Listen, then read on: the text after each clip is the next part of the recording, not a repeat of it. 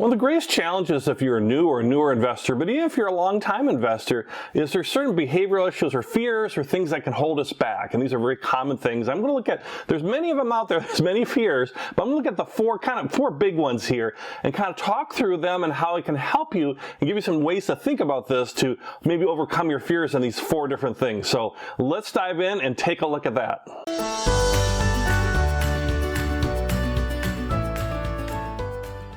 Welcome to the channel where we help you to learn fast so you can become a confident and successful investor. If that sounds interesting to you, hey, then check out the courses that we have below. That's mostly what I do, is create courses around investing and have a lot of successful courses there. So I have free courses below and other courses too, so do check those out. All right, let's talk about four fears and maybe how to overcome these different fears. Well, the first one, and really the most common one, of course, is losing money, right? None of us want to lose money. Losing money is no fun, right? And the thing with the losing money is you're going to lose money on some of your investments.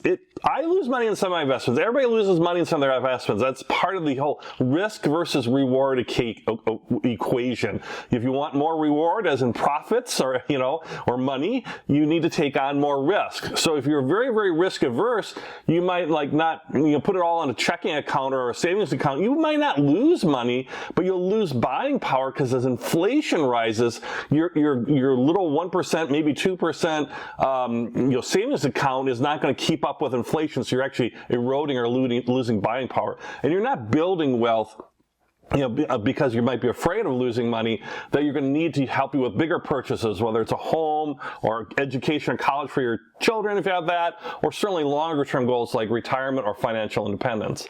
So losing money. So the key on that one, I think, is just understand that, yes, everybody loses money, but in the long run, you can make money too, especially things like if you're buying stocks and you're a buy and hold investor, it's shown over time that you will make money. It might take time. It might take years, in some cases. You happen to get in right in a down market. So, that's understandable, but you can help mitigate that by putting in a little bit each time out of each paycheck. So if the market's down, you're buying at a lower price, and if the market's up, you're buying a little higher price, but you're constantly investing and doing that automatically. So it's called dollar cost averaging. You can look up dollar cost averaging, but basically you're averaging your money into the market can be a way to help mitigate the idea of losing money. But try to get comfortable with that, because in the end, millions and millions and millions of people around the world have made money by investing.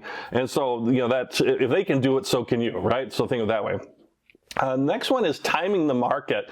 Folks say, well, if I just wait, the markets are bad. If I just wait, I'll jump in. And the challenge with that is timing the market's hard. The experts can't time the market well. You look at every year, experts will say, well, this year the S&P 500 is going to be up this amount or whatever.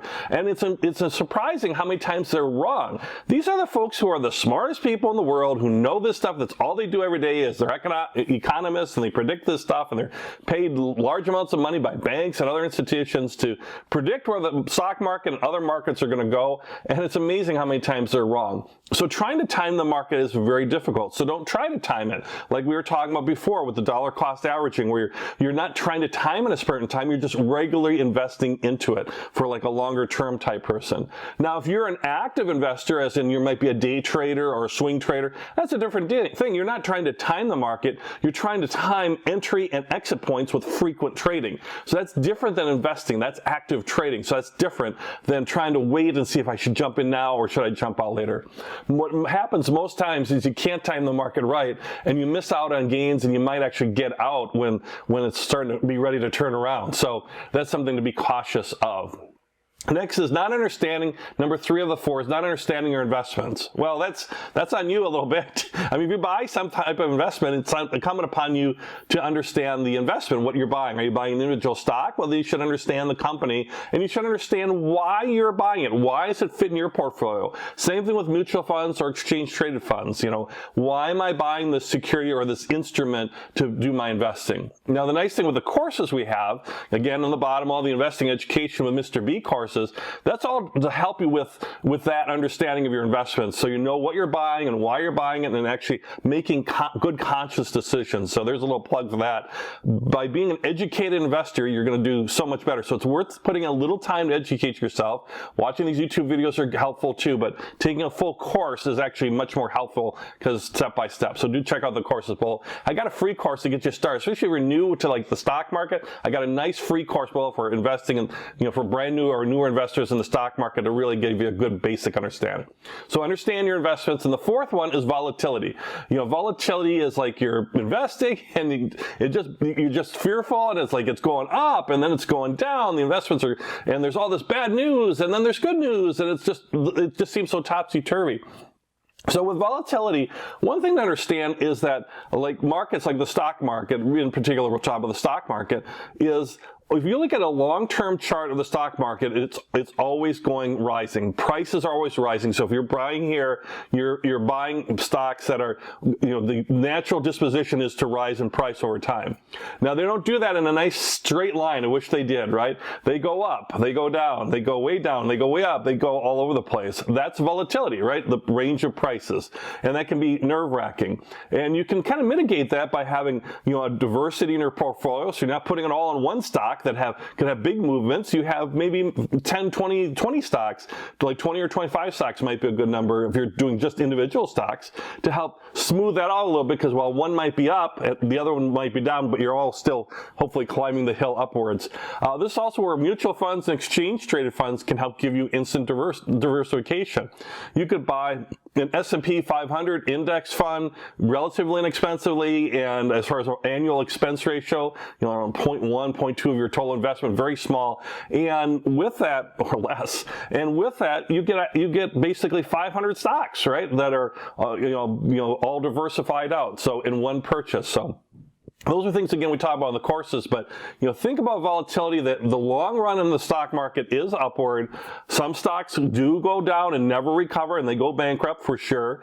But the long-term run is upward, and you can use some things like diversification, investing in things like mutual funds, exchange trade funds to help broaden out the diversification. In addition, different asset classes. So if you're putting a lot of money in stocks, well, then you could add a little bonds to help try to diversify a little bit more, maybe a little bit of real estate or real estate investment trusts, different things that you can invest in. All right, well, there you have it. There's 4 fears with some thoughts around each one, and really the thing is just coming to grasp with your own thoughts around that if you struggle with any of these 4. And if there's one of these 4 that you don't struggle with, you're like, no, I'm good with this one, then think about why you're good with that one and then apply it to the other 2 or 3 that maybe you might struggle with, so if you do. But understand, this is just part of the game, right? Part of the game is thinking about things like losing money, timing the market, understanding your investment. You have to take that time, and then certainly there's always volatility. All right, well, there you have it. With that, hey, do check out the courses below. If you like this video, go ahead and subscribe to it. Other videos like this, I would love to see you as a subscriber. And with that, just keep learning, and I wish you all the very best of luck in your investment purchases.